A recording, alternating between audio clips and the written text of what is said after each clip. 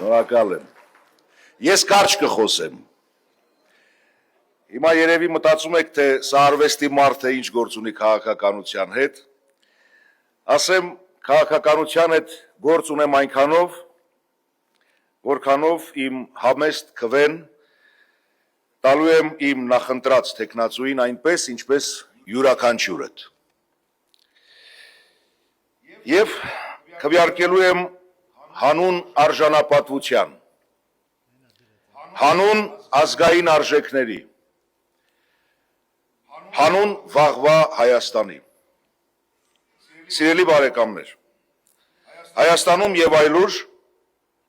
կարելի է տեսնել Սամվել Կարապետյանի արած գործը, ճաշակով, որակով,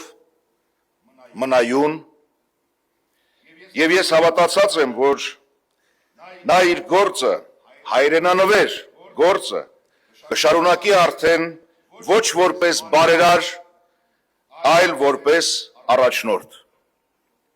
ճիշտ առաջնորդ, ուժեղ առաջնորդ։